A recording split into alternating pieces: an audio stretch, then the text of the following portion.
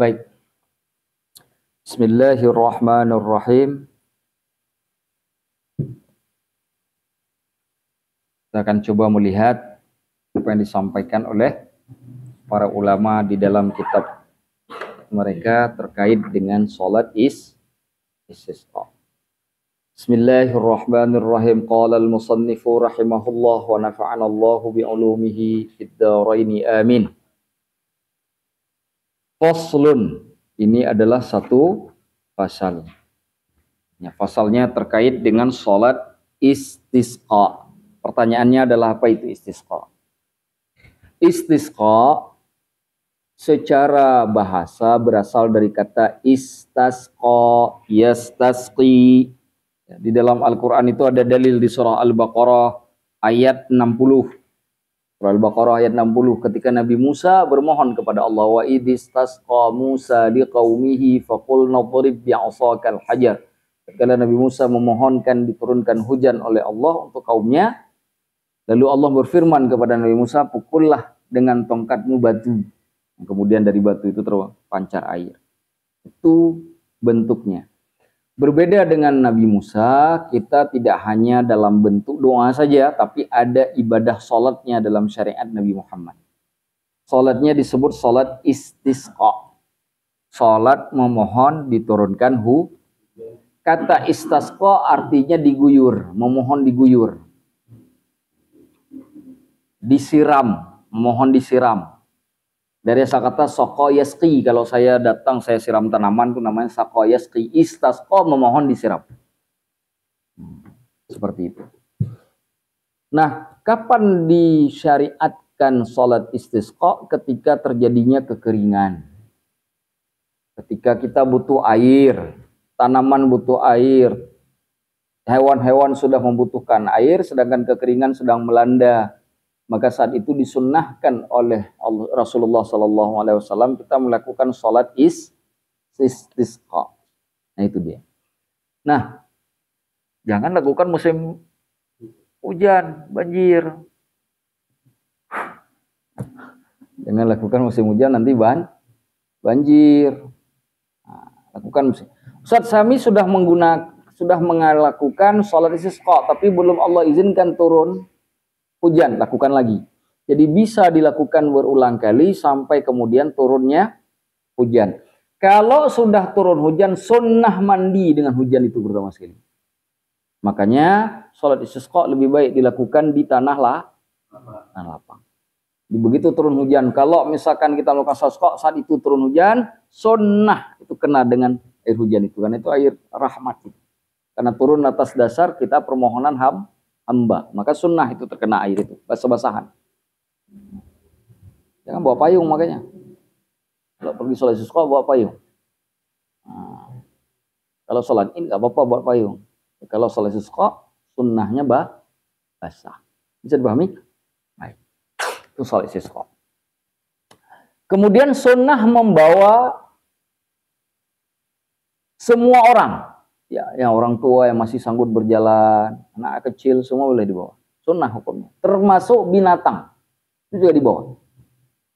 Ke tanah lapang. Dibawa semuanya. Kenapa dibawa tanah lapang? Karena semuanya adalah makhluk Allah. Semua merasakan dari kekurangan air. Non-muslim pun kalau misalkan dia mau ikut, dibolehkan hadir. Tanah non-muslim. Cuma dia jangan ikut sholat. Duduk dia terpisah. Tidak di saf barisan sholat karena dia tidak beribadah. Sunnah. Ustadz, terkait dengan hewan apa aja yang dibawa? Karena saya ini insya Allah pengusaha ayam. Ayam saya ada 5.000 pun saya bawa semua ayamnya. Batal salat orang gara-gara dia bawa ayam 5.000. Kenapa? Ayam kalau dibawa 5.000 dia berak semua tuh. Nah, bukan itu maksud hewan. Hewan dimaksud sini adalah hewan ternak. Yang besar-besar seperti kambing, apalagi sapi, kerbau, kambing, domba, ya itu yang dibawa. Nah dibawa dilepas, diikat lah. Masa dibawa dilepas, diikat di tanah lapang diikat. Kenapa? Ketika Allah turunkan hujan dia juga menikmati rahmatnya Allah. Jadi sunnah bukan hanya pada membawa manusia, termasuk membawa binatang ternak. Nah kalau jadi pengusaha ayam, ayamnya biar tempatnya jadi di ini sih, nggak usah dibawa. Saya usah pengusaha kambing, nggak Aris nih. Kambing saya banyak Ustaz, ada 10.000, saya bawa semua. Enggak lah, bawa percontohan saja. Yang dibawa semua, nanti nggak ada tempat. Ya kan? Repot jamaah kita yang lain gara-gara kambing bawa beberapa. Jangan dibawa semua juga. Tapi ada yang dibawa. Supaya apa? Untuk supaya memperlihatkan kepada Allah bahwa yang sedang mengalami kekeringan dan kepayahan itu bukan hanya kita manusia. Sampai binatang makhluk Allah pun juga sedang kepayahan. Jadi dibawa semua. Nah, karena dengan memperlihatkan itu kepada Allah akan semakin mempercepat turunnya hujan. Itu tujuannya. Bisa dipahami dulu sampai di sini?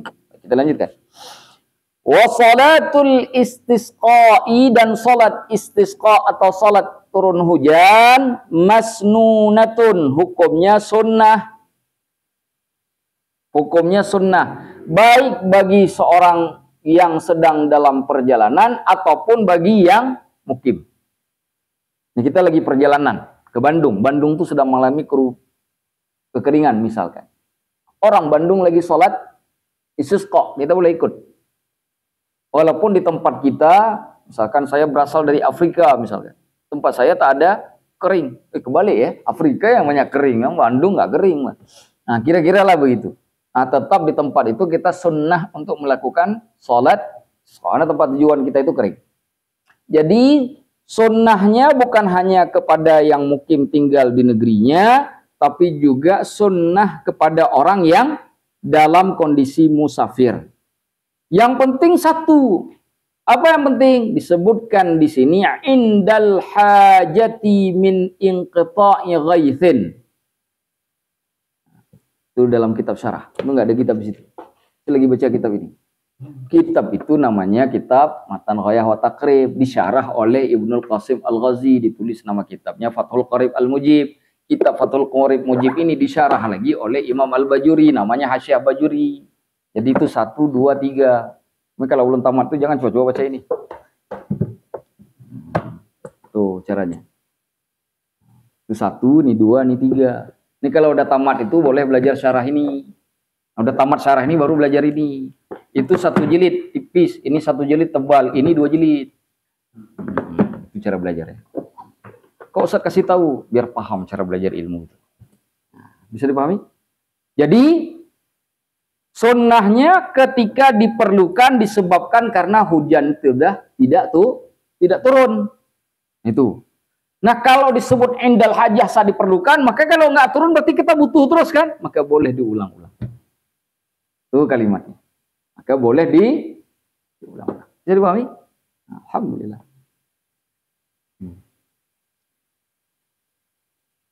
Nah disebutkan di sini wa tu'adu salatul istisqa tsaniyan wa aktsar, boleh diulang salat istisqa itu 2 kali ataupun lebih min dzalika, dari pelaksanaan awalnya, dari itu yang pertama sekali, illam yusqu hatta yasqiyahumullah, apabila mereka belum mendapatkan hujan sampai Allah menurunkan hujan. Nah jadi seperti itu.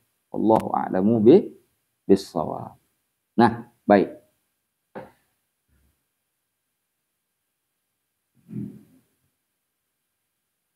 Nah, sholat ini dilakukan secara berjamaah. Jangan dilakukan sendiri. Disebutkan oleh Imam Ibrahim Al-Bajuri, ini ulama Al-Azhar nih. Abad ke-6 apa abad ke-7? Abad ke-6 atau ke-7? Lupa saya. Beliau. Kitabnya dipelajari di sini. Nah, ini orang ke Mesir nanti belajar kitab ini. Kitab ini nanti salah satu acuan di Al-Azhar itu kitab ini. Bukan itu. Itu ya kalau belajarnya di SD. Nah ini nanti dia di universitas belajarnya ini Hasyiah Al-Bajuri. Disebutkan di sini walil jama'ati bijtima' ghalibihim kama marra, dilakukan secara berjamaah. Nah, tapi di sini disebutkan oleh beliau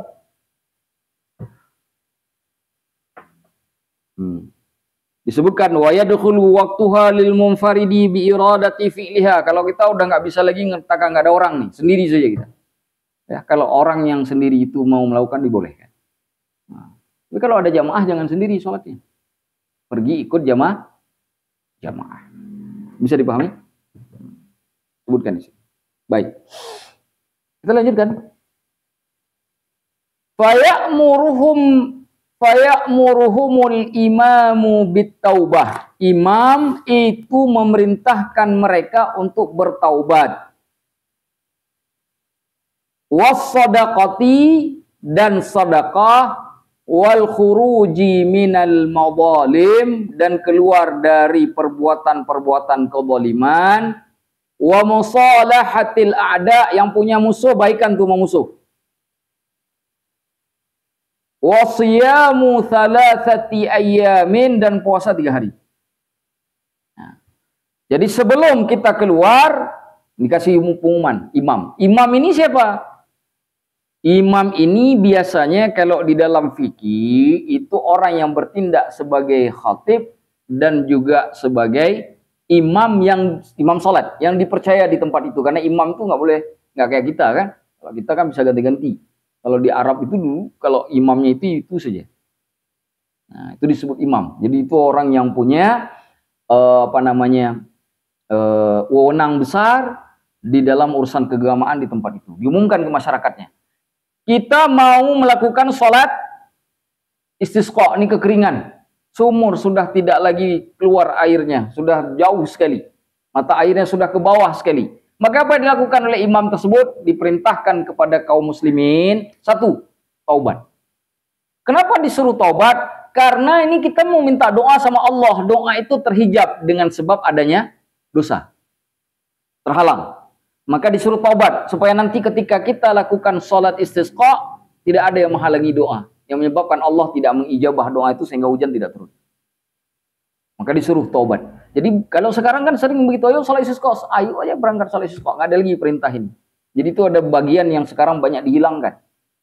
Padahal itu nggak langsung pengen sholat istisqa, ayo sholat istisqa hari ini, sholat istisqa hari ini, pengennya hari ini sholat, nggak, diumumkan dulu, perintahkan untuk bertaubat kepada masyarakat. Itu 1. Yang kedua, sedekah. Kenapa sedekah? Sedekah itu di dalam ilmu agama pemberian yang bisa menghasilkan kelebihan. Berbeda dengan hitungan matematika, setiap pemberian selalu terjadi kekurangan. Kenapa biar terjadi kelebihan? Karena hujan adalah salah satu rahmat kelebihan yang Allah berikan. Karena dengan itu bumi menjadi hidup, tanaman menjadi muncul kembali, hewan-hewan bisa minum kembali, manusia bisa bertahan hidup. Nah, makanya disuruh sedekah. Kasih, cari fakir miskin, sedekah. Yang kaya kasih ke fakir miskin, yang fakir miskin tinggal menikmati saja.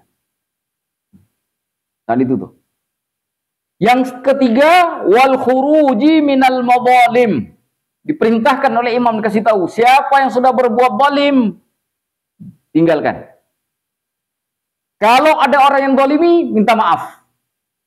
Jangan lagi lakukan kezaliman. Karena kezaliman itu menghadirkan dosa, dosa menghalangi kita dari diterimanya doa oleh Allah. Maka jangan lagi lakukan. Yang selanjutnya, yang keempat yang disuruh, musalahatul a'da. Berbaikan dengan musuh. Ini kalau ada yang ribut dua ini, dicari sama imamnya. Ini ada nggak di kampung saya ini orang ribut-ribut?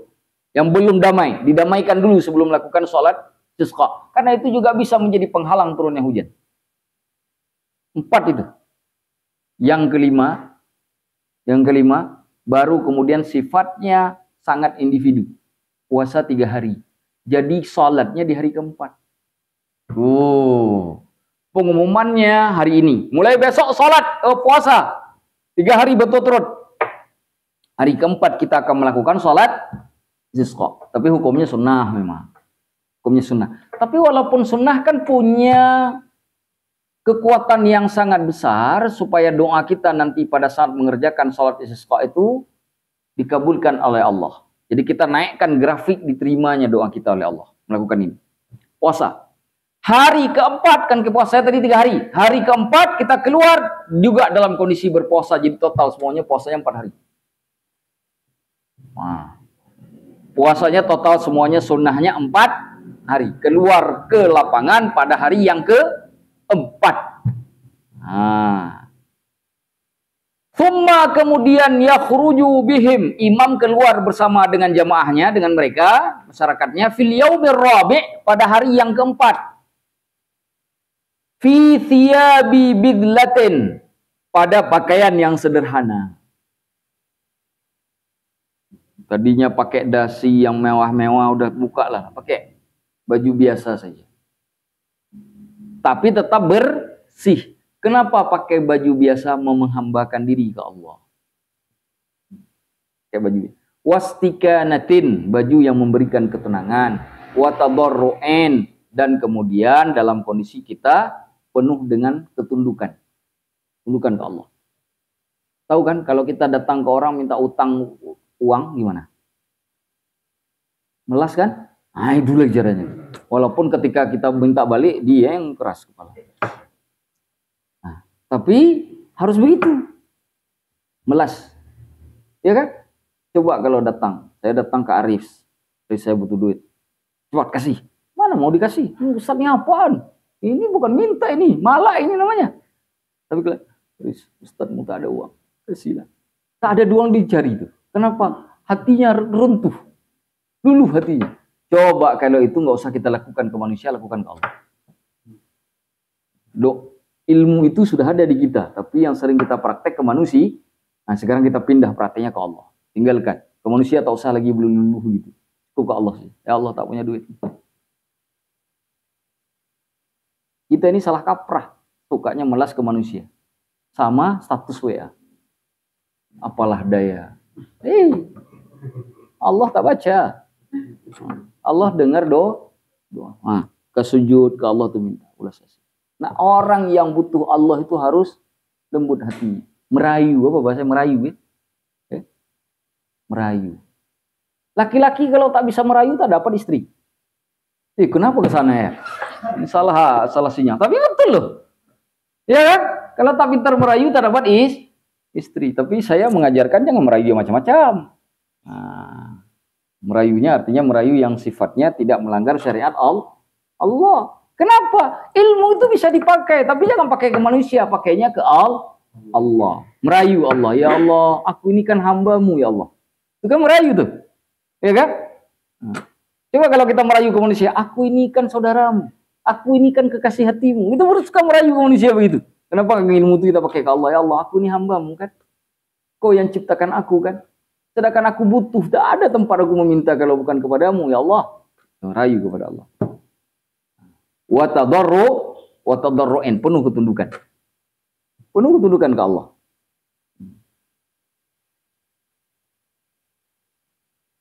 Wa yusalli bihim, lalu salat bersama mereka, raka'ataini, 2 rakaat, ka salatil aiden, seperti salat hari raya. Cara mengerjakannya seperti salat hari raya lah. Dua salat. Tsumma yakhtubu ba'dahuma, kemudian dia berpidato, berkhutbah setelah salat.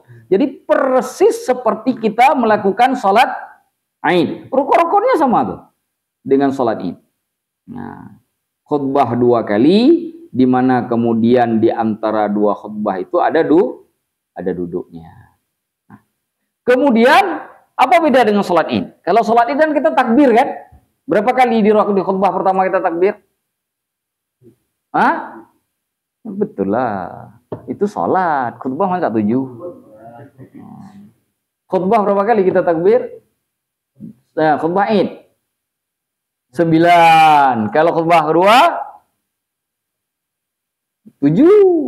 5 itu kalau lagi sholat. Kalau sholat 7 di pertama sejak termasuk takbiratul ihram, di rakaat kedua 5 kali tidak termasuk takbiratul qiyam. Kalau lupa nggak apa-apa karena Idul Fitri masih lama. Dibaca lagi bukunya. Tapi kalau sholat Id, khutbah Id 9 di khutbah awal, 7 di khutbah kedua. Berlaku di istisqa. 9 di awal, 7 di kedua. Tapi bukan takbir, tapi istighfar. Gitu.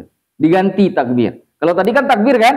Khatib begitu naik, Allahu Akbar, Allahu Akbar, Allahu Akbar. 3. Allahu Akbar, Allahu Akbar, Allahu Akbar. 6. Allahu Akbar, Allahu Akbar, Allahu Akbar. Alhamdulillahi Rabbil Alamin. Wabihi nasta'in. 9 kali kan? Itu kalau khutbah Idul Fitri dan Idul Adha. Tapi saat istisqa bukan begitu. Diganti dengan istighfar. Sekurang-kurangnya baca apa? Astaghfirullahaladzim. Ngurangnya itu. Nah, di sini disebutkan oleh Ibnul Qasim Al-Ghazi kalimat yang lebih baik. Astaghfirullahaladzim alladzi la ilaha illa huwal hayyul qayyum wa atubu ilaih. Itu zikir yang banyak dibaca setelah sholat itu. Ya kan banyak setelah sholat kita baca itu kan. Astaghfirullahaladzim alladzi la ilaha illa huwal hayyul qayyum wa atubu ilaih. Bisa diulang 3 kali itu kan. Nah, itu dibaca. Dibaca 9 kali. Astaghfirullahaladzim alladzi la ilaha illa huwal hayyul qayyum wa atubu ilaih. Baru 1. Ulang lagi. Tapi hukumnya sun. Dia khutbah yang kedua dibaca 7 kali. Nah, itu perbedaannya cuma di situ sih. Nah, cuma yang lain sama kayak khutbah Jumat. Persis dengan khutbah Jumat. Cuma isinya apa yang kita sebutkan di isinya ya lebih banyak yang berhubungan dengan masalah taubat. Kita khawatir kekeringan ini bisa saja karena Allah marah. Maka taubat itu penting supaya kemurahan Allah turun kembali. Allah angkat ini dari kita. Nah, bisa dipahami? Nah, seperti itu.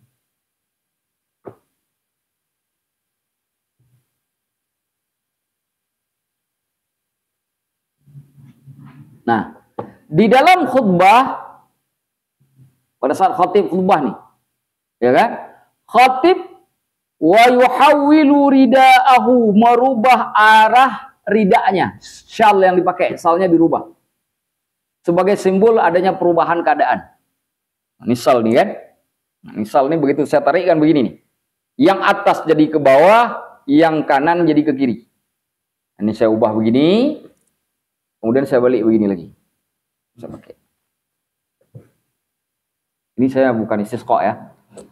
Contoh sih. Satu lagi. Harus dua-duanya. Atas ke bawah, kanan ke kiri. Pakaikan lagi. Itu khatib. Sebagai simbol perubahan kondisi yang tadi kering diharapkan menjadi subur kembali dengan turunnya hujan. Wa yuksiru minad du'a'i wal istighfar, dan kemudian memperbanyak doa dan istighfar. Itu yang paling penting tuh. Doa dan istighfar, karena kita bisa saja itu dosa kan? Penyebab dosa. Kebanyakan doa dan istighfar saat itu. Minta ke Allah, mohon ampun ke Allah supaya Allah turunkan hujan. Sedikit lagi saya lupa menjelaskan. Di saat imam atau khatib tadi memutar ridanya, kemudian jamaah yang pakai rida juga mengikuti setelahnya. Diikuti loh jemaah. Ya, diikuti.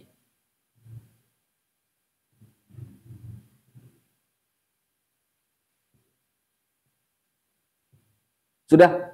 Nah, kalau doa yang sifatnya jahar oleh khatib diaminkan. Kalau dibacanya jahar diaminkan. Kan bisa saja kan? Karena ada doa yang khusus di khutbah kedua, tapi ada juga kan khatib kadang-kadang itu berdoa di khutbah pertama, di selang-seling khutbahnya itu dengan mengharapkan kepada Allah. Boleh diaminkan. Boleh diaminkan.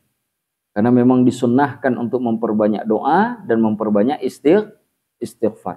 Nah, makmum itu sambil mendengarkan khatib sedang khutbah, dia terus istighfar, berdoa istighfar, hatinya beristighfar, hatinya berdoa, telinganya mendengarkan apa yang dijelaskan oleh khatib. Posisi saat itu sangat penting sekali, karena Allah langsung mantau.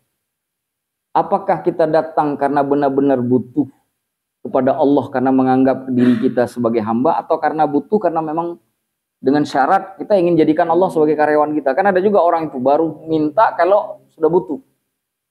Bukan benar-benar butuh. Jadi begitu nanti sudah dikabulkan, udah selesai sama Allah itu. Kan karyawan begitu kan? Begitu nggak suka, pecat kita. Nah, Allah kita sering sekali kita perlakukan seperti itu. Dan itu makanya butuh sifat apa tadi? Merayu. Memelas. Menempatkan diri itu hina di hadapan Allah. Ini Allah kalau nggak bantu, selesai hidupku sudah. Hanya Engkau yang punya kekuasaan, aku tak punya apa-apa lagi. Maka istighfar terus. Semua orang, makanya khatib di atas mimbar tuh mengingatkan tuh jemaahnya. Jangan sombong hari ini kita kumpul, Allah melihat. Karena kesombongan yang ada di kita hari ini bisa menyebabkan langit tak akan turunkan hujan. Kalau Allah tahan. Karena hujan itu makhluk Allah. Dia turun atau tidak menurut kehendaknya Allah. Kita pun juga makhluk Allah. Kita makhluk Allah yang butuh kepada makhluk Allah yang lain. Tapi untuk dapat makhluk Allah yang lain, gak ada cara selain minta sama yang menguasai makhluk itu. Minta sama Allah. Jadi mulas. Nah, makanya disebutkan harus memperbanyak doa dan syafaat. Pada penutup khutbah kedua, itu kita boleh baca doa khusus, ada doa khusus. Tapi kalau nggak baca doa khusus ini juga tidak wajib. Tapi kalau pakai doa ini, bagus, karena ini doanya Rasulullah. Wa yad'u, dan dia berdoa bidu'ai Rasulillah sallallahu alaihi wasallam, dan dia memandang, dia menggunakan doa yang digunakan oleh Rasulullah sallallahu alaihi wasallam. Nah, apa doa Rasulullah itu? Ditulis di sini. Allahumma ja'alha suqya rahmatin. Itu ada di buku tuh. Tuh lihat bukunya. Allahumma ja'alha, ya Allah jadikanlah dia suqya rahmatin, siraman yang bersifat rahmat. Wala taj'alha suqya adzabin, jangan kau jadikan dia itu siraman yang bersifat azab. Wala mahqin, menghancur, merusak, dan juga jangan menjadi siraman yang merusak. Wala bala'in, dan juga jangan menjadi siraman yang bersifat malapetaka, bencana. Mana contohnya? Kebanyakan dikasih air banjir malah jadi bencana.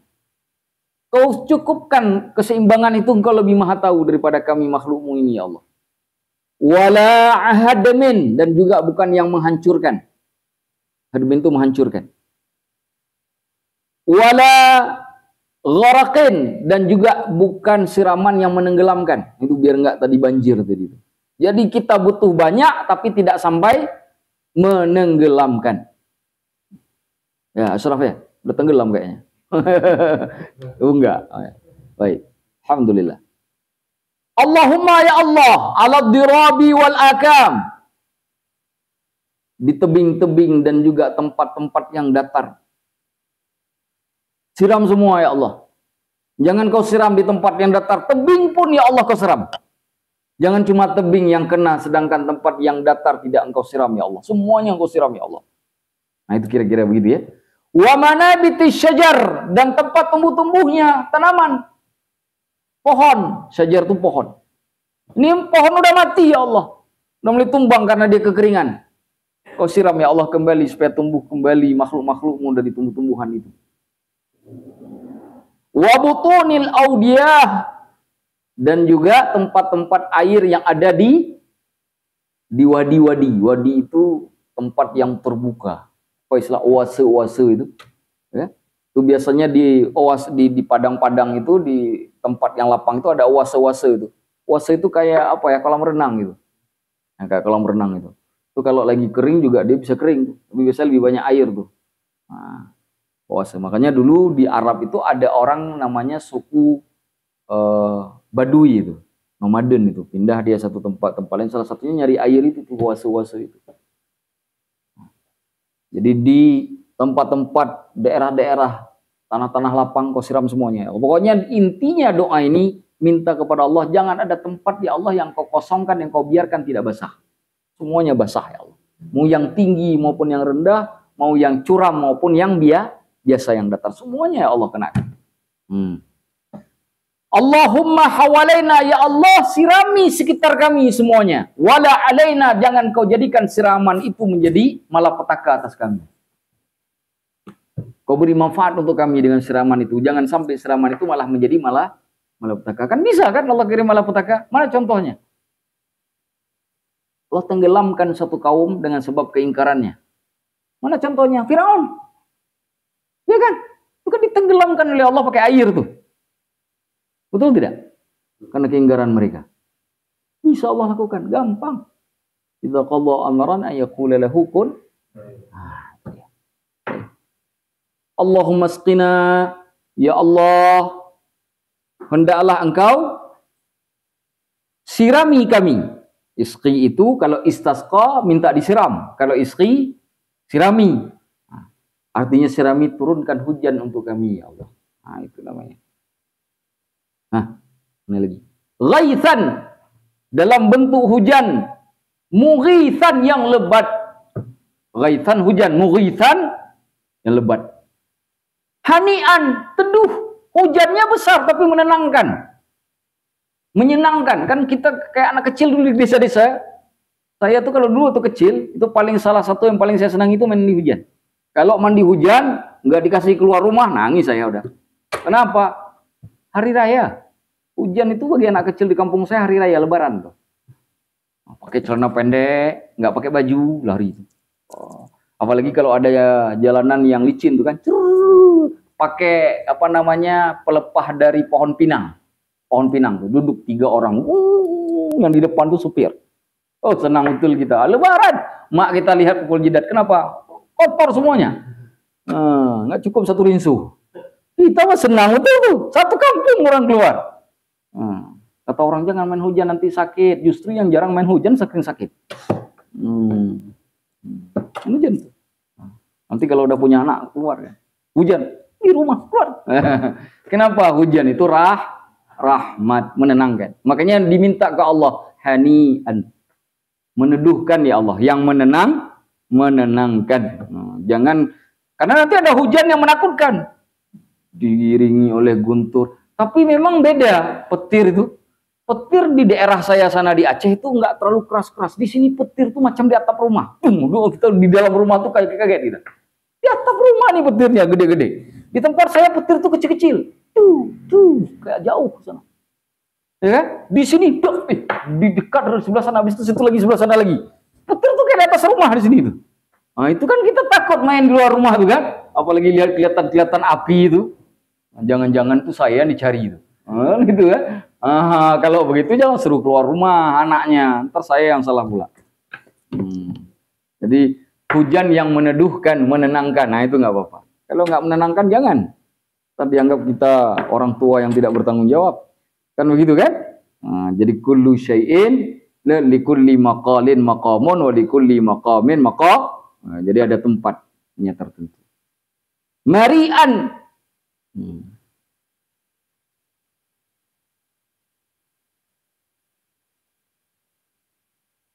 Apa? Mari'an itu yang menghadirkan, mari'an yang menghadirkan kenikmatan, keindahan. Ra'i.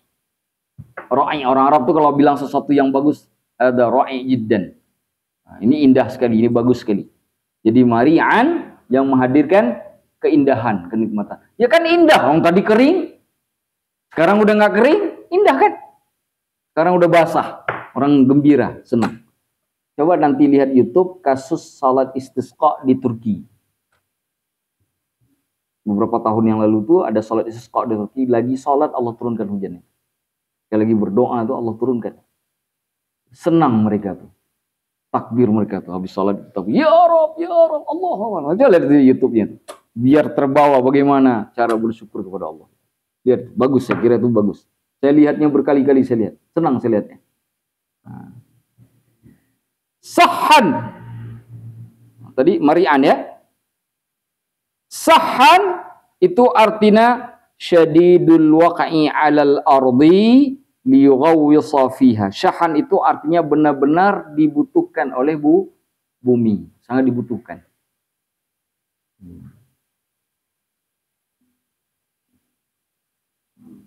Sahan. Aman umum, mencakupi semuanya. Semuanya kena ya Allah, jangan kamu manusia aja. Tanaman kena, hewan kena. Kampung sebelah pun kena ya Allah. Jangan pula nanti wisnya, ya Allah turunkan hujan, kampung kami aja, kamu sebelah ntar aja. Biarnya lebih banyak kampung kami. Kita berdoa kok main kapling-kapling mau perumahan. Nah, itu jangan. Aman, sifatnya aman. Jadi semua minta ke Allah. Jangan dikapling-kapling, karena dikapling-kapling nanti bahaya. Nah, gara-gara dikapling malah Allah tidak ngasih. Ghadakan artinya katsirul ma'i wal khair, yang banyak air dan kebaikannya. Nah, Ghadakan artinya yang banyak air dan kebaikannya. Tabaqan itu dari kata yutabik, yang langsung terjadi. Karena kita butuh segera nih kan. Kan nggak mungkin ya Allah turunkan hujan tahun depan juga nggak apa-apa, kan nggak mungkin begitu. Orang kita butuh sekarang masa mintanya tahun depan. Ya kan? Maka tawakan, kita pengen Allah turunkan secepatnya, karena kita butuh sekali. Ini hewan bisa meninggal kalau tak ada minuman. Kita pun juga tak bisa masak, kita tak bisa minum. Tumbuh-tumbuhan sudah tidak bisa. Kita nggak bisa lagi pergi ke ladang, tak bisa lagi ke sawah, tak ada lagi air. Tanpa air yang kau turunkan ini ya Allah, hidup kami selesai. Tabakan, ini langsung terjadi. Mujallalan, ay yaksul arba hatta yasira 'alaiha. Yang menutupi, mujallalan artinya menutupi bumi, mencakupi, melingkupi. Kenapa disebut melingkupi? Karena itu menjadi kebutuhan bumi. Karena kalau lebih bukan lagi membutuhkan, karena bisa jadi malapetaka kan? Daiman selamanya ila yaumiddin, sampai hari kiamat. Selamanya ya Allah, jangan kau putuskan lagi setelah ini. Jangan lagi kau kirim kekeringan. Selamanya ya Allah, bumi ini basah, selamanya kau turunkan hujan karena kami sangat butuh. Allahumma asqinal ghaitha, ya Allah, hendakkah engkau siram kami dengan hujan. Wala taj'alna, dan janganlah engkau jadikan kami minal qanitin, daripada orang yang berputus asa. Kan kita biasanya kalau sedang dalam kondisi itu putus asa kan? Ke sawah tak bisa, ke ladang tak bisa, tanaman sudah mati, tumbuh-tumbuhan sudah selesai, binatang sudah mulai bermasalah, sudah pada teriak karena kehausan, kita pun juga kehausan. Orang seperti itu biasanya pasrah. Apa yang terjadi dua, kalau enggak bermohon kepada Allah, biasanya putus asa. Udahlah, apalah, biar hancur aja semuanya. Itu putus asa namanya. Maka kita minta Allah, wala taj'alna minal qanitin. Allahumma inna bil bilad, ya Allah sesungguhnya para hambamu, wal bilad, negeri-negeri, minal juhdi, dalam kondisi kepayahan, wal ju'i, lapar. Loh Ustaz, kok bisa lapar, kan yang nggak ada air, harusnya haus. Nah itu yang menariknya. Kalau kita diberikan makanan dan minuman, jangan pilih makanan, pilih minuman. Pilih makanan nggak akan nyampe ke minuman, tapi pilih minuman bisa ke makanan. Minuman lebih dipentingkan daripada makanan. Ini kita lapar nih. Kenapa disebut lapar? Karena haus itu bisa masuk ke lapar. Tapi lapar belum tentu bisa menutupi haus. Maka dalam ilmu biologi, tubuh komponen di tubuh kita itu yang paling banyak apa? Nah itu kan, tanyalah dokternya, saya nggak mengada-ngada. Terus saya dimarahi sama dokter. Ya. Nah itu dia yang paling penting. Dan itu juga sudah Allah ciptakan di dalam Al-Quran. Wabangki, kesempitan, kesulitan, kesempitan, sempit sekali ini. Ruang gerak udah nggak bisa kemana-mana. Mala nasku, kami tidaklah mengadu apa-apa yang kami tidak mengadu illa ilaika, kecuali kepadamu ya Allah. Kami nggak mengadu lagi. Kami udah nggak minta kepada siapapun, kami minta kepada Engkau. Tak ada lagi curhat-curhat ke makhluk. Yang ada curhat kepadamu. Berganti channelnya. Yang tadi YouTube, TikTok, ECS sekarang pindah ke langit semua. Arahnya ke atas. Curhat kepada Allah. Tak ada lagi curhat ke makhluk. Karena kita tak bisa lagi mengadu kecuali kepada Allah. Wallahumma ya Allah, ambit, tumbuhkan lana bagi kami az-zar'a, tanaman, tumbuh-tumbuhan. Tumbuhkan ya Allah. Udah pada mati ini semuanya. Tumbuhkan ya Allah. Kangkung baru aja disemai seminggu yang lalu, selesai sekarang. Ya Allah, baru seminggu, belum sempat dilihat apa-apa udah mati. Kenapa? Tak bisa lagi, tak ada air untuk disiram. Cabai nggak usah ditanya lagi, tomat, cabai nggak usah lagi ditanya. Kangkung aja selesai. Wa adirra lana ad-dar'a, penuhilah, wa adirra, penuhilah lana bagi kami ad-dar'a, kantong-kantong susu binatang kami. Penuhi itu. Kenapa? Karena kalau binatang tidak minum, maka proses untuk susunya juga berkurang. Tak bisa diambil. Makanya dulu kita ingat tuh, kenapa Nabiullah Ismail itu menangis, tak bisa minum. Kan Siti Hajar kan ibunya. Tinggal disusui saja. Tak ada makanan. Susunya sudah tak keluar. Nah itu kan. Maka sampai lari ke Bukit Safa dan Marwah untuk mencarikan air. Itu alasannya. Orang sudah hamil kok nggak keluar air susu ibunya, itu bagaimana ceritanya, air susunya nggak keluar. Itu karena konsumsi pengaruh. Konsumsi makanan. Tinggal di tempat yang kering. Tak ada pohon-pohonan di situ. Tak ada apapun di situ. Hanya ada mereka berdua dan Allah. Jadi dalam bahasa yang sederhana, orang yang salat istisqa itu harus menjadi dirinya seperti Siti Hajar. Biar Allah kabulkan harus jadi seperti Siti Hajar. Siti Hajar itu ketika ditinggalkan oleh suaminya Nabiullah Ibrahim, berbalik badan Nabiullah Ibrahim ingin kembali ke Palestina. Apa tanya Siti Hajar? Kenapa kau tinggalkan kami di sini? Itu pertanyaan yang pertama. Kenapa kau tinggalkan? Coba bayangkan sekarang kita punya anak, punya istri, ini kayak Maku, sebuah satu tempat tinggalkan di gua apa, ditanya kenapa kau tinggalkan, tega nggak? Kalau nggak pernah ngaji tega. Orang udah ngaji nggak tega. Dia berarti Nabi Ibrahim tega. Makanya ketika ditanya kenapa kau tinggalkan kami, apa yang dilakukan Nabi Ibrahim? Diam, Nabi Allah nggak jawab. Kenapa? Nggak ada suami dan ayah yang kuat hatinya meninggalkan putra dan istri tercintanya di sebuah tempat yang nggak ada manusia, nggak ada makanan, nggak ada apapun. Beliau hanya menyisakan beberapa kantong kurma dengan air saja. Nah, kalau habis siapa yang ngasih makan minum itu? Sedangkan beliau di Palestina emang bisa naik pesawat. Nggak ada pesawat saat itu. Tak ada suami yang kuat. Siti Hajar tahu tidak mungkin suaminya melakukan itu kalau bukan karena suatu hal yang bisa dibenarkan. Maka pertanyaan kedua yang diajukan oleh Siti Hajar berbeda. Apakah ini perintah Tuhanmu? Tanya kepada Allah. Apa ini perintah Tuhanmu? Saat itu keluar satu kalimat dari mulutnya Nabiullah Ibrahim. Naam, iya. Itu saja. Beliau sanggup jawab cuma itu saja. Tak ada jawab. Beliau harus memilih antara Allah dengan istri dan anaknya. Dan beliau memilih Allah. Tapi sebagai seorang suami beliau tak kuat. Maka ketika ditanya kenapa kau tinggalkan kami di sini, tak ada suara yang keluar. Aku tak mungkin menentang Tuhanku, tapi aku tahu bahwa aku akan hatiku lemah untuk melihat putra dan istriku tinggalkan di tempat itu. Tak ada listrik, tak ada apapun, tak ada manusia. Jauhnya luar biasa. Dan nggak tahu akan nasib mereka, apakah diterkam binatang buas atau apapun, karena mereka hanya melindungi Allah.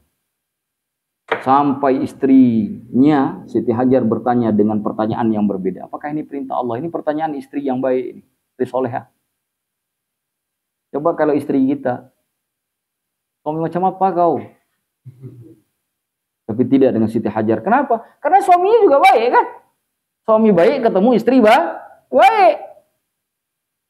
Nggak mungkin juga lah model-model kita ditanya apakah ini perintah Tuhanmu, nggak mungkin pula lah model-model kita.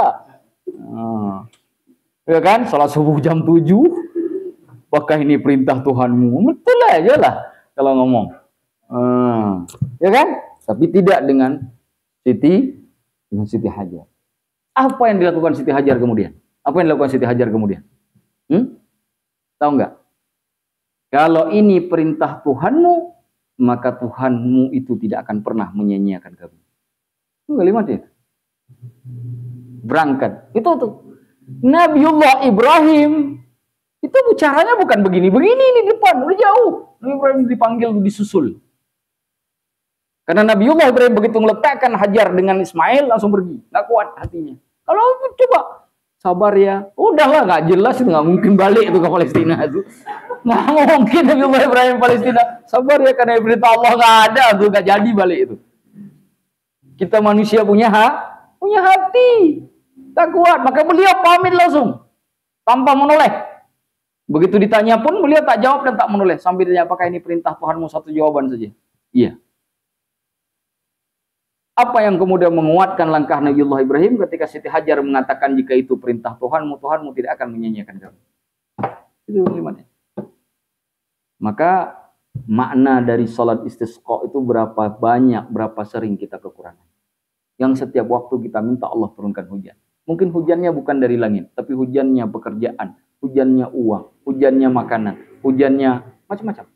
Lulus kuliah, hujan macam-macam. Hujan yang kita minta ke Allah. Berapa banyak? Maka bersikaplah seperti Siti Hajar dan Ismail. Ambil ilmu Siti Hajarnya, ambil ilmu Nabiullah Ismailnya yang ditinggalkan oleh Nabiullah Ibrahim di tempat yang tidak ada pun. Dalam bahasa kita, tak ada lagi teman, tak ada lagi saudara, tak ada yang peduli, hanya Allah yang peduli. Sambil kita katakan, jika ini takdir Allah, maka Allah tak akan menyia-nyiakanku. Bahasa Siti Hajar. Maka saya sering bilang, tadi juga pagi saya mengajar, saya kasih tahu sama ibu-ibu. Sampai ada yang nangis ibu-ibunya, karena ibu-ibu udah tua kan, menyentuh hatinya. Ibu udah tua kan, Beda kalau kita anak muda masih ingat futsal, kayak ibu itu kan gak ingat futsal dia. Dia sudah fokusnya satu kan, jadi lebih tersentuh. Saya katakan ke ibu itu,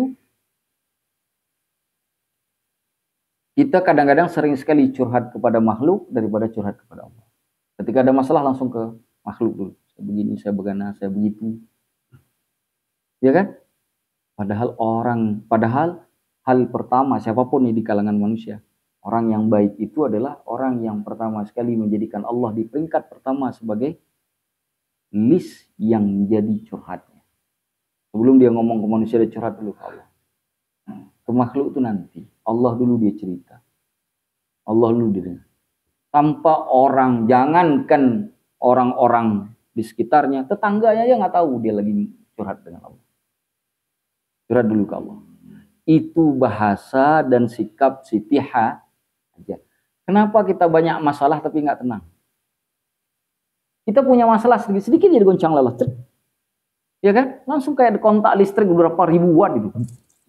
Langsung. Ya kan? Hidup jadi nggak tenang. Langkah udah nggak karu-karuan. Ada masalah langsung emosi keluar. Berapa sering tuh? Nggak bisa tenang dikit pun. Sedikit itu. Udah gitu begitu salat subuh, ya Allah, surgamu itu ya Allah mohonlah dibuatkan istana untukku. Kata malaikat, betul aja inti ini. Kata malaikat yang catat raqib atid itu, aku dengar doaku itu aja malu, kata malaikat. Padahal aku nggak minta. Aku dengar doaku aja udah malu, kata malaikat. Kenapa? Kita begitu ada masalah, suka sekali itu kan. Langsung cakadu kayak nggak ada solusi lagi, kayak Allah itu nggak ada. Kayak nggak peduli. Nah, ini ilmu sholat istis. Jadi ilmu sholat istisqa itu kan ya urusan minta hujan, tapi filosofinya diambil, dipakai dalam sehari-hari. Yang hari ini belum tamat sekolah, kuliah, yang hari ini mungkin pekerjaannya belum stabil, yang hari ini mungkin belum dapat jodoh, yang hari ini mungkin lagi ada masalah keluarga, yang hari ini apapun masalahnya, itu cara menyelesaikan masalah. Ambil ilmunya Siti Hajar. Kalau ini takdir yang Allah tuliskan untukku, maka Allah pasti tak akan menyia-nyiakan. Biarkan Ibrahim pergi ke Palestina. Biarkan aku tinggal dengan putraku yang bahkan belum bisa berdiri. Tapi aku tahu di tengah padang yang tidak ada satupun makhluk Allah, Allah tidak akan meninggalkan aku dan putraku. Apa yang terjadi? Tempat di mana diletakkan Siti Hajar dan Nabiullah Ismail oleh Nabiullah Ibrahim masa itu sekarang jadi tempat yang nomor 1 di atas muka bumi ini sebagai tempat suci. Nomor 1. Kan nomor 8. Kan ada keajaiban dunia yang 8 itu kan. Ini bukan keajaiban dunia 8. Ini tak masuk pun keajaiban itu. Karena itu dianggap keajaiban itu semuanya kecil. Nomor 1. Sampai duri pepohonannya saja tak boleh dipatahkan. Duri pohon. Kalau nggak ada kebutuhan haram mematahkan duri. Di Mekah itu. Tempat di mana dulu Siti Hajar ditinggalkan oleh Nabiullah Ibrahim. Kenapa? Karena di situ basis keimanan. Orang Siti Hajar diletakkan oleh Nabiullah Ibrahim itu berbasis keimanan. Nggak ada listrik. Bayangkan kita sekarang dibawa ke gunung apa itu misalkan. Ya kan, ditinggalkan mau suami di situ. Insya Allah nggak lebih dari 5 menit langsung sempah serapah keluar. Betul tidak? Jadi itu basis keimanan. Siti Hajar itu basis keimanan. Bicaranya tentang iman. Tempat di mana iman ditumbuh kembangkan, disitulah lahirnya iman sesungguhnya. Maka tempat yang paling mulia tentang yang berhubungan dengan keimanan itu kota Mekah. Kenapa nggak Depok? Karena Siti Hajarnya nggak ke sini. Itu aja masalahnya. Coba kalau Siti Hajarnya diantar ke Depok, Depok ini jadi Mekah. Kan itu saja masalahnya. Betul nggak? Nah, itu dia. Maka jangan ada bikin Ka'bah di Depok. Karena sekarang ada orang bikin Ka'bah di mana-mana sekarang. Ada pula haji. Itu di Sulawesi ke gunung naik haji. Ada-ada saja, ya Allah. Nah, jadi di dalam ilmu ini, ilmu sholat istisqa ada pelajar. Wa anzil alaina, dan turunkan atas kami min barakatis sama, dari berkat-berkat langit. Wa ambid lana, dan tumbuhkan untuk kami Min barakatil ardi, dari berkat bumi. Yang berkat langit turunkan, yang berkat bumi keluarkan. Wakshif anna, dan singkaplah dari kami minal bala, daripada bala. Bala petaka, bencana, itu bala. Mala, apa-apa yang tidak yaksifuhu ghairuka, yang tidak disingkapkan oleh orang lainnya. Karena tidak ada yang bisa menghilangkan bencana malapetaka itu kecuali Engkau ya Allah. Allahumma ya Allah, inna nastaghfiruka, sesungguhnya kami memohon ampun kepadamu. Innaka kunta ghaffara, sesungguhnya Engkaulah yang maha pengampun. Fa arsilis samaa alaina midrara, maka turunkanlah langit atas kami berkali-kali. Maksudnya bukan langit, tapi hujan yang ada di langit. Dalam bahasa lain, turunkanlah hujan yang ada di langit kepada kami terus menerus ya Allah. Midrara, terus menerus. Karena kami butuh ya Allah. Jangan kau tahan-tahan. Nah itu doanya Nabi ketika sholat istisqa. Nah doa ini sebenarnya punya filosofi besar. Kenapa sunnah membaca? Coba pahami itu setiap kalimatnya. Gak mesti hanya harus nunggu kekeringan. Berapa banyak orang yang gak kekeringan, tapi dia merasa kekeringan. Berapa banyak? Ya kan? Pernah nggak? Coba perhatikan. Pernah nggak lagi duduk-duduk misalkan sore hari tiba-tiba kok susah? Padahal nggak ada angin, nggak ada hujan, nggak ada petir, nggak ada apa, tiba-tiba kayak rasa susah. Pernah nggak ngerasa? Kok gelisah ya? Pernah nggak? Pernah? Ya kan? Gelisah. Ini ada apa ya? Kok tiba-tiba saya gelisah? Saya nggak tahu apa sebabnya, tiba-tiba datang dengan sendirinya. Kok gelisah sekali saya? Tapi saya nggak tahu alasannya apa gelisah. Itu jangan-jangan Allah ngirim itu supaya kita jadi ingat Allah. Jadi ketika dapat yang begitu-begitu langsung tuh. Oh. Jangan-jangan memang Allah lagi kirim sinyal saya disuruh ke Allah. Berarti ada sesuatu nih karena mungkin kurang selama ini. Balik ke Allah. Jadi media tuh kesempatan. Jadi yang paling enak itu yang kayak begitu yang dipanggil oleh Allah. Coba sekarang dikasih senang terus sama Allah, nggak dibikin susah sama sekali. Mau makan ayam dikasih daging. Ya kan? Mau makan ikan teri dapat ikan.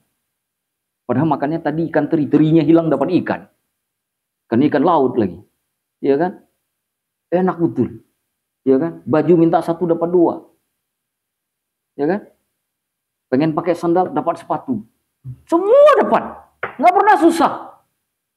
Itu kapan dipanggil oleh Allahnya? Kalau dia nggak manggil dirinya sendiri itu Allah nggak manggil. Itu bahaya. Makanya itulah adanya istidrat bagi orang kafir itu.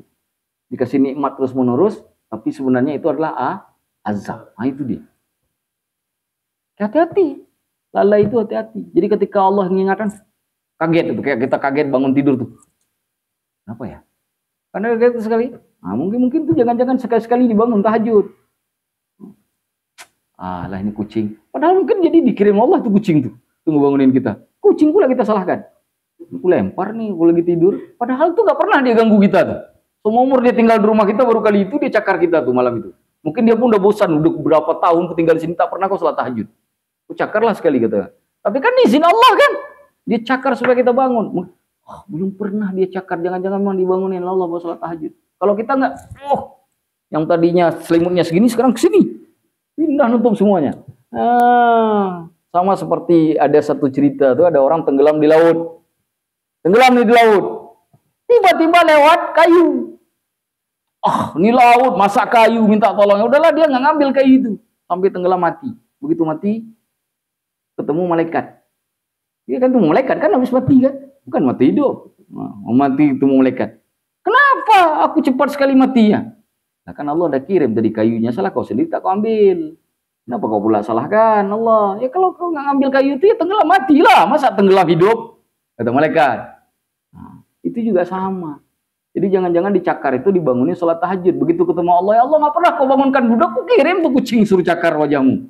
Biar kau bangun. Tapi kau malah makhlukku itu kau tendang. Kata Allah. Makanya kau nggak pernah tercatat sebagai ahli tahajud. Kata Allah. Kau mau cari pahalamu ahli tahajud. Nggak pernah kau lakukan. Ku kirim kucing biar sekali seumur hidup kau lakukan tahajud itu biar tercatat sebagai ahli tahajud. Nggak juga kau lakukan. Kucingnya malah kau tendang. Kata Allah. Apalagi salahku, kata Allah. Salahmu. Jadi kalau hari ini ku minta pertanggungjawaban bukan karena aku kejam. Kau sendiri yang memang lalai dulunya. Kau nggak peduli. Nah itu. Lihat tuh. Semangat ini, lalu lihat semangat Siti Ha. Indah nih sholat istisqa ini indah. Jadi jangan dipahami hanya urusan nggak ada air salat. Enggak begitu saja, luas maknanya. Wallahu a'lamu bih. Wa yaghtasilu fil wadi, dan dia mandi di padang lapang idza sala, apabila airnya mengalir. Kalau turun hujan mandi langsung tuh. Ustaz, ini baju koko terbaik. Walaupun baju koko terbaik, basahin aja. Mahal Ustaz. Kan tadi dia bilang jangan pakai mahal-mahal, biar kita memang sengaja mau mandi. Wa yusabbihu lirra'di wal barqi. Bagaimana Ustaz tiba-tiba ada petir, ra'dun petir, barqud guntur. Kabur gak? Bertasbih kepada Allah. Begitu turun hujan kita mandi dengan air hujan yang turun setelah salat istisqa, begitu data petir tasbih. Setiap subhanallah, subhanallah, subhanallah, terus takbir. Terus tasbih. Setiap ada petir, ada guntur pada saat turun hujan. Jangan pula nanti kabur. Begitu kabur sumpah serapah, baru tadi berdoa, udah dosa lagi. Itu tak benar. Wallahu a'lamu bishawab. Ada pertanyaan saya persilakan. Kalau tidak kita bahas salat khauf. Masalah khauf ini tidak lama. Hanya cuma ngebahas cara pelaksanaan salat. Ada nggak? Ada pertanyaan? Ada? Kayaknya udah takut nanya gara-gara Siti Hajar ya. Baik. Nah, silakan. Sekarang ada penemuan teknologi bisa rekayasa gitu. Kaitannya itu apa? Hujan rekayasa bukan ibadah. Sama seperti orang tanya apa bedanya mandi ke pesta sama mandi wajib. Kan sama-sama cuci kepala juga kan? Itu pakai sampo, ini pakai sampo. Itu dari kepala kita cuci sampai kaki, ini juga dari kepala sampai cuci. Kita jawab, salat mandi wajibmu itu ada niat. Niat itu dinilai ibadah. Ada ibadah, dapat pahala. Salatmu ke pesta kau tak niat, maka tak ada dapat pahala. Mandi tadi sore itu, ada tadi mandi sore. Sahaja aku mandi wajib, ada? Nggak ada kan? Nggak dapat pahala. Itu mandi bersih. Tapi tidak mengangkat najis atau hadas. Bisa dipahami? Begitu juga. Salat istisqa minta turun hujan untuk dapat ibadah. Kalau turun, itu ibadah. Itu rahmat karena ibadah. Tapi kalau yang pakai helikopter, itu pahala dari pemerintah. Paham? Pahala dari pemerintah tak bisa dipakai untuk akhirat. Dia dipakainya untuk dunia saja. Tapi kalau Allah yang turunkan, bernilai dunia dan, nah itulah letak bedanya. Jadi bukan semata-mata karena sudah ada teknologi, lalu mau dihilangkan ini. Karena nanti nggak ada lagi aspek ibadahnya. Bahwa kemudian bisa dibikin, silakan. Tapi ini sekarang, kalau Allah mau nih, Allah mau bikin sampai 10 tahun kering. Emang sanggup siram-siram terus? Indonesia lagi disiram. Bisa mati itu orang nyiramnya. Lama-lama capek. Ada keterbatasan. Artinya apa? Allah tidak punya keterbatasan. Kita selalu punya keterbatasan. Jadi teknologi yang didapatkan, penemuan hari ini tidak harus membatalkan syariat yang sudah ada. Bisa dipahami ya? Nanti ada lagi orang ngomong. Ya kan? Ngapain kalau dijilat gelas oleh anjing, cuci 7 kali. Orang udah sekarang udah ada rinso. Nabi dulu cuci 7 kali nggak ada rinso. Ambil rinsonya, masukkan dulu dia. Ya kan? Enggak begitu cara melihatnya. Ya kan? Yang cuci 7 kali ini bukan hanya urusan suci saja, tapi juga berfaedah dalam bentuk ibadah. Kalau cuci mariso maka ada ibadahnya. Sama-sama cuci, tapi yang satu ada ibadahnya, yang satu tidak. Jadi aspek ibadah itu jangan dihilangkan. Jadi meskipun nanti mau keluar sekarang ada rinso, besok ada rinse, atau besok ada rinsai atau apalah, sampai dengan ada sabun cincai namanya, terserahlah. Yang aspek 7 kali ini tak dihilangkan. Dia selamanya tetap bisa dipahami. Jadi teknologi silakan cari, kembangkan seluas-luasnya, tapi jangan hilangkan aspek syariat. Karena aspek syariat ini bukan masalah kepentingan duniawi saja, kepentingannya ukhrawi. Sains itu bisa kemudian mendukung akhirat, tapi belum tentu bisa membawa ke akhirat. Mana mendukung akhirat? Kita naik haji udah ada pesawat, kan mendukung tuh. Ya kan?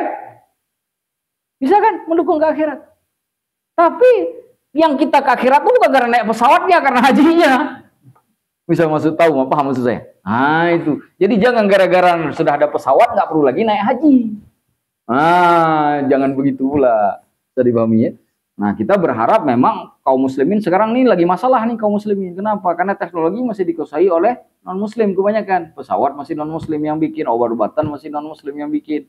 Kita paling paracetamol kan. Masih banyak itu perusahaan-perusahaan asing yang memproduksi dalam bidang. Begitu nanti datang COVID jilid kedua, semua datang dari luar.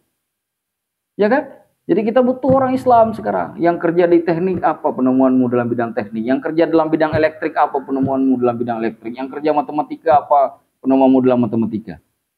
Sama juga yang belajar fikih, nemu apa? Ya kami nulis kitab juga. Kalian mana kitab kalian teknik? Mana kitab tekniknya? Kami ada kitab fikihnya. Kenapa? Biar dunia akhiratnya jadi enggak, jangan cuma bicara fikih terus, kita juga butuh bicara matematika. Jadi kalau ada anak dalam keluarga itu ada 10, jangan semua jadi ulama. Ada satu jadi ulama, ada yang satu jadi ahli teknik, ada yang satu jadi ahli ekonomi, ada yang satu ahli politik. Tapi semuanya hafal Quran, kira-kira begitu. Nah, ini ada anak 10-10-nya jadi ahli matematika, mubazir. Karena hidup ini bukan hanya satu bidang. Wallahu a'lam. Itu bukan cerita saya tuh. Itu cerita Ihya Ulumuddin barusan saya cerita. Nah, biar tahu referensinya dari mana saya ambil. Jadi bukan saya karang-karang, saya buat-buat. Baik. Kita sambung satu lagi, itu cukup. Sudah berapa lama saya? 1 jam ya? Oh, cukuplah setengah jam lagi.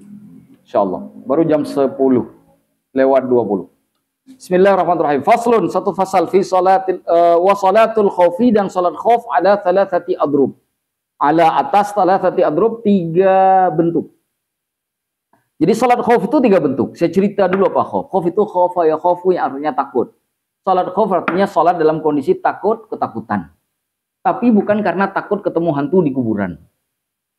Tapi takut yang dimaksud ini takut di dalam peperangan.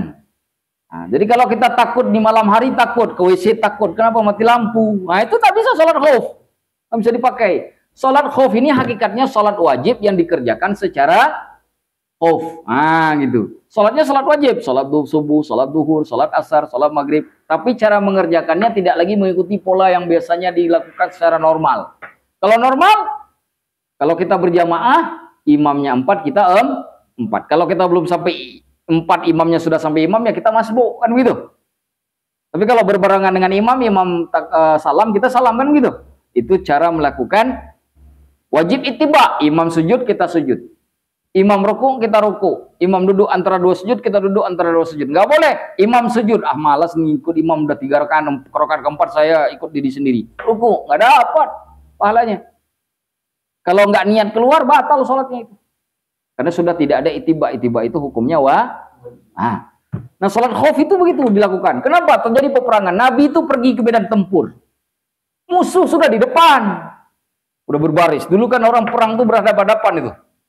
Berbaris musuh di depan. Masuk waktu sholat duhur. Ini kalau perang, bisa insya ini selesai. Ini kalau kita perang, bisa insya selesai nih. Bisa nggak saya lakukan sholat sambil berperang? Jadi perang terus, Allahu Akbar, tangkis, Alhamdulillahirobbilalamin, nah gitu kan? Sambil main pedang, sambil bisa nggak? Bisa ternyata. Tapi kalau takut di kuburan nggak bisa pakai sambil jalan, Alhamdulillahirobbilalamin maliki yaumiddin, nggak bisa. Sambil sholat itu nggak bisa. Hanya takut di dalam, itu dia. Jadi kita batasi dulu ya. Takutnya dalam apa? Nah, bagaimana kalau sekarang? Sekarang kan kita di Depok dibom dari Cina. Ya kan sekarang main jarak jauh. Dulu di depan musuh. Nah, makanya sekarang orang kalau perang hampir jarang pakai syariat ini. Kenapa? Karena orang bisa nembak kita sekarang beribu mil. Nah, dulu nggak begitu. Tapi kalau karena kenapa? Dulu orang kalau sholat itu untuk memerhatikan musuh. Nah, 3 aspeknya. Musuh itu bisa saja di arah kiblat, bisa juga membelakangi kiblat, bisa juga di kanan kiri, kan begitu kan? Nah, kata Imam Ibrahim Al-Bajuri, cara salat khauf itu 16 macam. Total semuanya 16 macam nih kitabnya. Kitab ini nyebutnya 3 macam. Kitab kalian nyebutnya 1 macam. Nah, jadi kalau ilmu dapat 1, nah itu kitabnya. Mau tambah 3, nah ini kitabnya. Mau tambah 16, ini kitabnya. Makanya kalau baru belajar 1, jangan udah merasa paling alim bidahin orang. Jangan. Baru 1 belajar, masih ada 15 lagi di sini. Paham maksud saya? Nah, karena ilmu itu kita harus pokoknya jadi orang kalau udah belajar itu nggak lagi nyalahkan orang. Nah, bisa saja saya tidak tahu. Kan gitu kan? Sama kita baru belajar sedih. Yang diambil oleh Imam Syafi'i 4. Dari 16 itu. 4 macam. 3-nya dibahas di sini. Nggak usah kita bahas 4-4-nya. Kita bahas 3 aja yang ada di kitab ini. Ya, jangan terlalu. Apalagi kalau bahas 16. Kalau bahas 16 sudah takutnya nanti yang 4 kedengaran, yang sisanya tidur. Saya ngomong sendiri. Nah, kita cukup dia. Karena ini kan juga untuk ilmu ya. Nah, jadi yang disebut di sini berapa tadi? 3. Ya.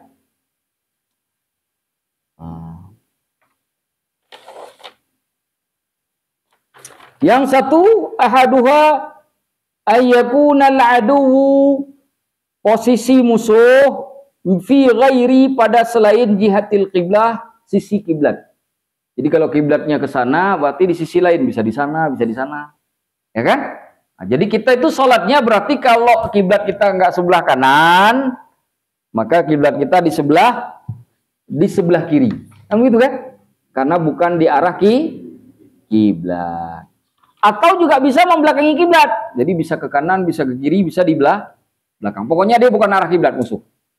Jadi ada 3 kemungkinan tuh kalau misalkan musuh bukan di arah kiblat. 1, kiblatnya di sebelah kanan. 2, kiblatnya di sebelah kiri. Yang 3, kiblatnya di belakang kita. Karena kita harus membalik kan. Karena kita nggak mungkin kan sholat musuh di belakang. Allahu Akbar. Ditebas lehernya nggak apa-apa. Yang penting Allah. Nggak begitu juga kata Allah. Kalau begitu masuk selesai sholat perang Badar, bisa meninggal semua, Nabi meninggal, sahabat meninggal, siapa lagi yang menyebarkan Islam? Diturunkan Nabi yang lain, batal itu, katanya Nabi terakhir. Dakwah belum sempurna, Nabi meninggal, selesai agama ini. Karena nggak mungkin lagi ada Nabi setelah Nabi Muhammad, ya kan? Betul tidak? Maka sampai begini diatur oleh Allah. Ya begini, saking komplitnya Islam ini.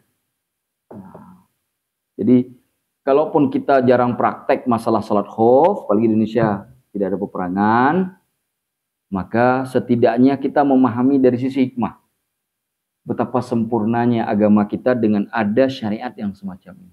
Itu yang kita bawa dalam diri kita. Jadi bukan cuma belajar saja, tapi belajar itu supaya lahir satu pemikiran, satu kesimpulan untuk melihat betapa indahnya ini agama. Sampai begini pun diatur. Sampai ke WC diatur, cara duduk di WC diatur, semua diatur. Jadi nggak usah lagi ngomongin masalah masjid, pemerintahan. Kalau ada bilang jangan bawa-bawa agama dalam pemerintahan, urusan WC aja gua diatur, masa urusan pemerintahan nggak diatur, gimana ceritanya? Masuk akal. Itu kan bodoh sekali cara berpikirnya. Nggak masuk akal kan? Nggak masuk akal. Masa WC diatur, pemerintahan nggak diatur, mana lebih gede? Kan gede pemerintahan. WC mah acara remeh-temeh kan. Tapi itu pun dia diatur oleh Allah, oleh nabinya, apalagi yang pemerintahan. Jadi kita ingin melihat betapa perfectnya agama gini, betapa sempurna. Jadi nggak ada alasan orang dalam agama ini murtad tuh, nggak ada alasan kecuali bodoh betul. Itu maksud saya. Jadi orang murtad dari agama ini pasti itu bodoh betul tuh. Karena nggak ada alasan. Orang selalu senang yang sempurna, betul tidak? Dikasih 2 lapangan bola, yang satu rumputnya full hijau, bagus, yang satu lagi setengah, di sini luka dikit, sana luka dikit. Nggak ada rumputnya. Kira-kira pilih mana? Kalau ada yang milih yang setengah nggak ada rumput, setengah ada rumput, pasti betul bodoh betul orangnya. Orang yang satu lagi full rumputnya dikasih nggak diambil, betul tidak? Itu logika. Itu hukum logika. Jadi ketika kita memahami hukum kayak begini, kita ingin melihat agama kita itu perfect. Jadi orang yang belajar ilmu agama itu semangat, semangat. Termotivasi untuk belajar ilmu agama. Kenapa? Yang kita pelajari adalah aturan agama yang paling sempurna. Nah, itu cara mengatur diri kita itu. Sehingga datang ke pengajian tuh nggak berat kakinya. Lihat tancap aja nggak berat, masa ke pengajian berat. Padahal tancap nggak sempurna. Kenapa? Ya kalau duduk di depan, kalau duduk di belakang, apalagi duduk menyamping begini, susah kan nontonnya, nggak sempurna. Agama ini yang sempurna, tapi nggak ada orang nyari. Nah, itu masalah kita tuh. Nah, jadi itu cara memotivasi. Jadi ketika belajar begini, motivasi diri kita dengan pelajaran apa yang saya ambil, hikmah apa yang saya ambil dari pelajaran ini. Walaupun belum tentu kita bisa ngamalin ini dalam hidup. Saya sudah belajar ini dari pondok sampai sekarang belum pernah sholat khauf. Nah, Ustaz nggak pernah sholat khauf, pernah praktek. Praktek karena dinilai Ustaz di pondok. Praktek doang. Yang sholat beneran tidak pernah. Kenapa? Nggak pernah di medan perang. Nggak pernah pegang pedang pula. Ada dulu pegang pedang-pedangan sama anak-anak di kampung. Nggak mungkin kami sholat khauf. Nah, jadi yang pertama ayakunal adu fi ghairi jihatil qiblah. Musuh bukan di arah Jadi kalau kita menghadap musuh mesti kita tidak menghadap kiblat. Itu bahasa lainnya.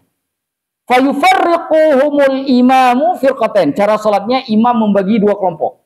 Nah, ini ada berapa orang nih? Ada 100 dibagi 50. Ada berapa? 50 bagi 25. Dibagi dua kelompok. Diatur jadi dua saf di belakang imam. Atur dua saf. Semua menggunakan senjata, pakai pedang. Semua pakai pedang. Jadi soalnya jangan taruh pedang. Datang musuh ditebas, dilihat pun kita nggak bisa lawan. Tetap ada pedang, sarungin pedang. Pakai pedang, lengkap dengan senjata. Begitu musuh datang, walaupun kita sholat siap. Tarik pedangnya, siap perang. Siap tebas. Nah itu cara sholatnya. Tetap berpakaian, pakaian perang. Firqatan taqifu fi wajhil adu. Katakanlah ini misalkan musuhnya di belakang. Ya kan? Kan sholat nggak boleh membelakangi kiblat. Betul tidak? Betul tidak? Wajib menghadap kiblat. Tapi kalau saya menghadap kiblat, berarti saya membelakangi musuh. Enak betul musuh menyerang saya. Betul tidak? Caranya bagaimana? Dibagi dua kelompok. Yang satu kelompok dengan imam itu menghadap ke kiblat, yang satu kelompok lagi menghadap musuh. Dibagi dua. Jadi yang saf satu, saf dua itu dirinya bukan begini, tapi begini. Dirinya begini. Yang satu menghadap ke arah musuh. Wa firqatan taqifu khalfahu, dan satu kelompok berdiri di belakang imam, di belakangnya imam. Artinya menghadap ke arah fa yusalli, imam salat bil firqatil lati, dengan kelompok yang khalfahu, yang di belakangnya, saf pertama tadi itu. Yang berhadapan ke arah kiblat. Nah, salat tuh. Ambillah contoh ke salat subuh katakanlah. Ambil contoh salat subuh. Ketika ada 2 rakaat kan? Nah, salat rakaat pertama itu dengan kelompok yang di belakangnya itu yang menghadap kiblat. Rakaat pertama itu sampai selesai, sampai berdiri. Rakaatan, 1 rakaat saja. Tsumma tutimmu li nafsiha. Setelah sudah 1 rakaat nih, imamnya tetap berdiri. Enggak baca Al-Fatihah, berdiri. Kenapa berdiri? Nunggu kelompok kedua. Kelompok 2 tadi kan masih menghadap ke arah musuh tuh. Nah, kelompok pertama ini bagaimana? Kelompok pertama ini selesaikan sendiri semuanya tuh. Ada 50 orang semua salat sendiri sampai selesai, sampai salam. Begitu sudah selesai, dia bangkit. Dia berhadap ke arah musuh. Dia balik ke arah musuh. Yang tadi menghadap musuh, sekarang pindah untuk menghadap ke arah kiblat bersama imam. Dia salat rakaat pertama sendiri, karena imam sudah di rakaat kedua. Begitu sudah ketemu di rakaat kedua, baru dia salat bersama dengan imam. Atau dia langsung ikut imam di rakaat pertama, imamnya nanti salam karena udah selesai kan, dia bangun sebagai masbuk. Nah, di sini yang mana? Coba itu ya. Tsumma tutimuna wa tamdi ila wajhil adu. Lalu yang sudah selesai di saf pertama tadi menghadap ke arah musuh. Wa ta'ti ta'ifatul ukhra, lalu datang kelompok lainnya, fa yusalli biha rak'atan, lalu salat 1 rakaat. Nah, berarti langsung salat. Imamnya salat rakaat kedua, makmum yang datang belakangan salat rakaat pertama. Wa tutimmu li nafsiha wa yusallimu biha. Dia sempurnakan sendiri dan dia salam juga. Artinya begitu sudah saat itu imamnya kan sudah selesai nih rakaatnya kedua. Dia masih ada 1 rakaat lagi kan? Disempurnakan sendiri. Jadi dalam bahasa yang lain, kalau salat subuh, setiap grup salat 1 rakaat dengan imam, 1 rakaat sendiri. Yang salat duluan berarti dapat rakaat pertama dengan imam, rakaat kedua dia sendiri.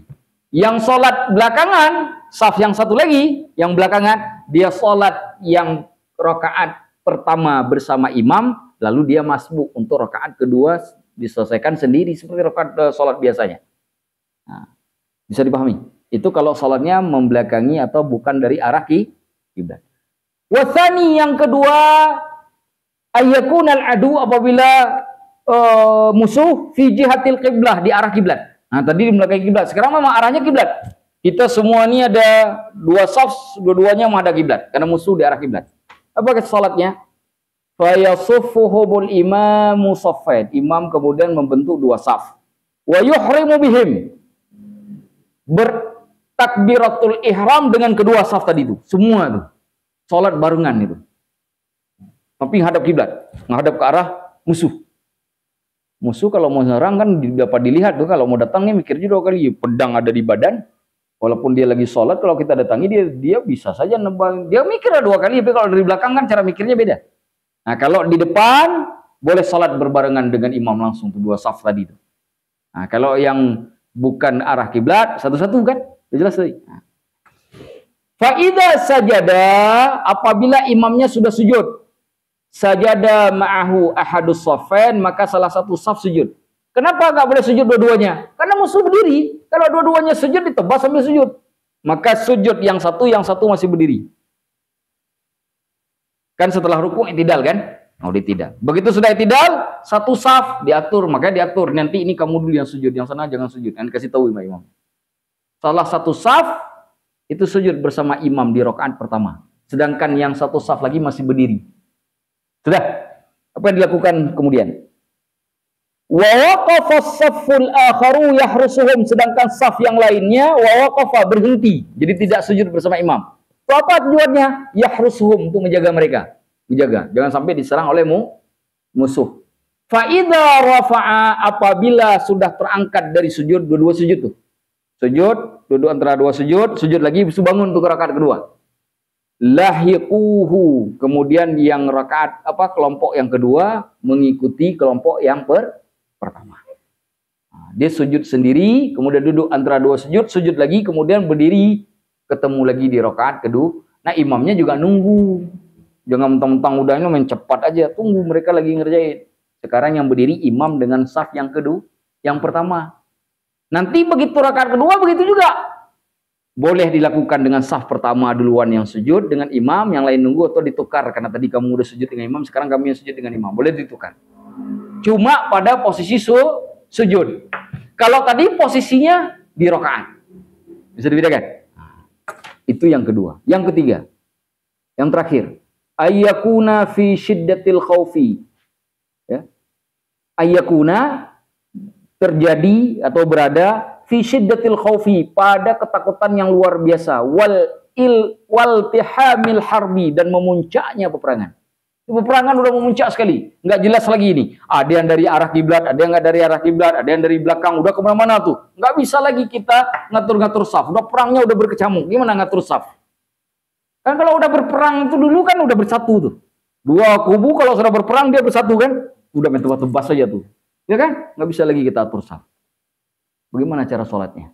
Nah, fa yusalli kaifa amkanahu. Dia sholat sebagaimana yang memungkinkannya. Rajilan, sambil dia berjalan, atau rakiban, atau sambil menunggangi binatang. Itu sambil jalan.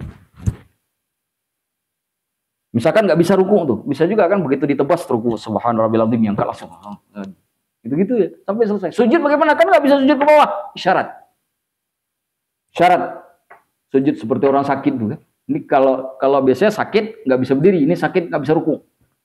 Kenapa bisa ruku? Karena kita perang seperti orang encok tuh, nggak bisa begini. Kan isyarat aja tuh, seakan kita sudah turun tuh. Subhana rabbiyal a'la, subhana rabbil a'la. Lalu isyarat lagi hati diniatkan, sekarang duduk antara dua sujud. Rabbighfirli warhamni. Pedang langsung main. Tebas leher orang total bisa salat. Dan itu pernah dilakukan oleh para sahabat. Ini semuanya ada dalilnya. Jangan diceritain, ini ceritanya kayak dongeng, Ustaz, kayak film kartun. Enggak, ini terjadi. Peperangan ini terjadi. Ini di sini dijelaskan semua kapan itu terjadi. Jangan saya baca, ini mata udah gitu. Itu saya baca. Tapi kapan-kapan nanti kalau mau nih ada di sini. Nama peperangannya ada. Nabi lakukan tuh yang 3 tadi yang disebut itu semuanya ada di sini. Dilakukan oleh Nabi dan para sahabat. Jadi jangan pikir nggak ada dasarnya. Oh, Nabi berarti pernah sholat khauf ketika peperangan? Pernah. Makanya modelnya ada 16. Mustaqbilal qiblati, menghadap ke arah kiblat, wa ghaira mustaqbilillah, ataupun tidak menghadap kiblat. Nggak ada soal lagi saat itu. Mau sambil berjalan, mau sambil mengelak, mau bongkok, menghindar, nggak apa-apa. Yang penting niat saya jati lagi sholat. Sambil perang terus. Dan kekuatan kaum muslimin kan sebenarnya di situ kan. Karena yakin ke pertolongan Allah. Jadi itu bukan kelemahan. Mana dalilnya? Khalid bin Walid. Siapa yang membayangkan Persia yang sangat kuat itu bisa terhapus dari peta dunia? Siapa yang menghancurkannya? Anak muda dari Arab yang berlatih kuda dan main pedang. Nggak pernah megang senjata otomatis, senjata modern masa itu belum pernah. Kenapa? Karena senjata-senjata hebat masa itu hanya dimiliki oleh Romawi dan Persia. Ini anak kampung, anak pesisir, tak ngerti apa-apa. Tapi bisa membuat Persia terhapus dari peta dunia. Siapa dia? Khalid bin Walid. Saifullah. Bahkan perangnya bukan hanya dengan 1.000 orang. Dia bawa pasukan 10.000, perangnya dengan 20.000, perangnya dengan 30.000 orang. Pasukannya cuma 10.000, 15.000. Nggak pernah lebih banyak. Tapi sampai Persia selesai. Khalid.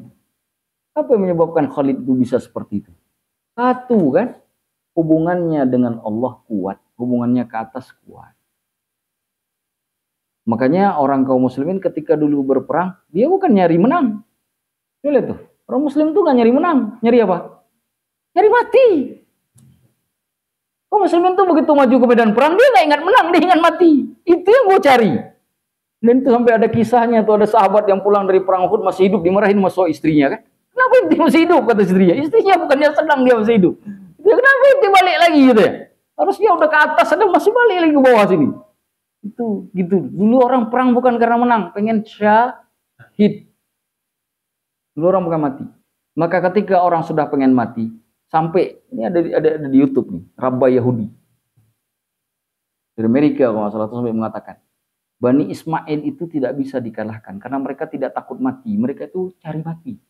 Orang yang cari mati tidak bisa dikalahkan. Gimana cari mati? Karena orang yang cari kehidupan dikalahkan dengan kematian. Kalau sudah cari kematian, nggak ada lagi yang bisa mengalahkan dia.